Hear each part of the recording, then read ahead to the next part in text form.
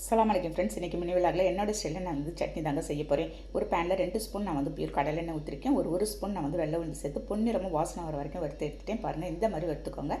அதே எண்ணெயில் ஒரு 2 கைப்பிடி அளவுக்கு ஒரு மீடியம் சைஸ் வெங்காயம் 2 வெங்காயம் நறுக்கி போட்டிருக்கேங்க. ஒரு 4 பூண்டு பல் போட்டுக்க, ஒரு சின்ன துண்டா இஞ்சி 4 பச்சை மிளகாய் கீரி போட்டு நல்லா வதக்கிடலாம். நம்ம பாருங்கள், இந்த மாதிரி வெங்காயம் உங்களுக்கு பொன்னிறமாக வரணும். அப்போ தான் டேஸ்ட்டாக இருக்கும் நமக்கு இந்த சட்னி. அப்படியே ஆற வச்சு ஒரு மிக்ஸி ஜாரில் ஆட் பண்ணிடுறேன்.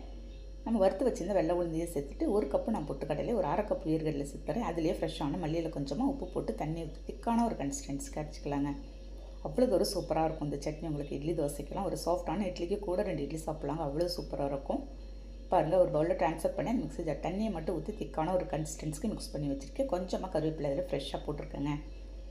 கடுகுத்த பருப்பு கருவேப்பிலை போட்டு தாளிச்சிட வேண்டியது தான். இன்றைக்கி நான் ஒரு கிறிஸ்பியான தோசை சுட்டுருக்கேங்க. இந்த தோசைக்கும் அதுக்கும் அவ்வளோ அருமையாக இருந்துச்சு. ஓகே, நீங்கள் ட்ரை பண்ணி பாருங்கள். ட்ரை பண்ணி பார்த்துட்டு கண்டிப்பாக கமெண்ட் பண்ணுங்கள். நெக்ஸ்ட் வீடியோவில் பார்க்கலாம்.